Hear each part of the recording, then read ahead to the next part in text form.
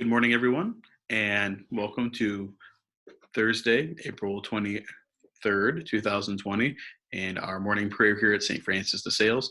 Today, we're going to be reflecting upon St. George. St. George is the object of a lot of imagination, and there's every reason to believe that he was a real martyr who suffered at Lydda in Palestine before the time of Constantine. The Church adheres to his memory, but not the legends surrounding his life.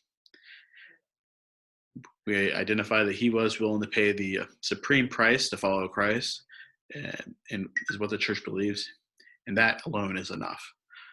Uh, The story of George's slaying the dragon, the rescuing of the king's daughter, and converting Libya is a 12th century Italian fable. George was a favorite patron saint of crusaders, and that idea of a victorious battle hero really resounded with him. And he was also a uh, well regarded to Eastern soldiers in the earlier times. He is a patron saint of England, Portugal, Germany, Aragon, Catalonia, Genoa, and Venice. Human nature seems to really want and crave more than just cold historical data. We want to tease out something more than that.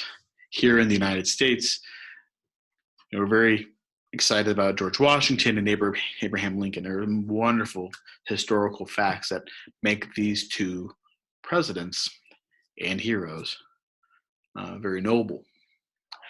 But we somehow need Paul Bunyan too, and Johnny Appleseed, and those fables as well.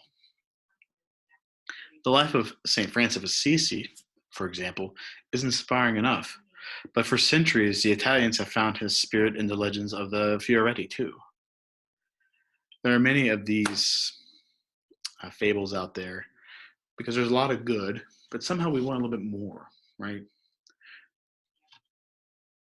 How do we reconcile the historical part, which enough is on its basis is enough, right? If we look to heroes of today, people that we admire, um, that alone is enough. We don't need more. We might want more, but we don't need it. Blessed, Saint Pope John Paul II, his life alone is wonderful.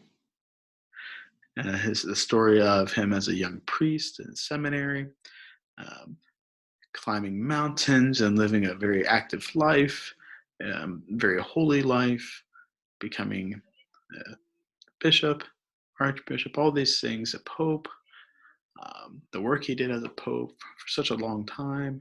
That alone is wonderful and glorious. We don't need more than that. He lived a blessed life, and that's good enough for us, and it should be. Just like St. George and his work, and then his martyrdom, that alone is enough. Yes, it's fun to think of slaying a dragon. That's pretty cool. But his work is enough. His holiness is enough. So we reconcile both fact and legend, our human ways of illuminating mysterious truth about that their martyrdom is enough, and that is in its own right holy. St. George is also the patron saint of the Boy Scouts. We talked about England, Portugal, soldiers, Germany. And another time we'll talk about what it means to be a patron saint of something or someone or a group of people. But today we identify St. George, that great work, and we look to the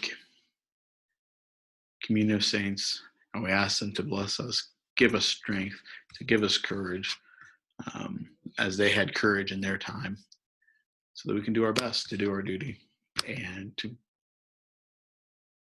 run through these times. Thank you so much. We hope that you have a great day. Continue to work hard in your remote studies, and we will gather again tomorrow. God bless, and thank you, everyone.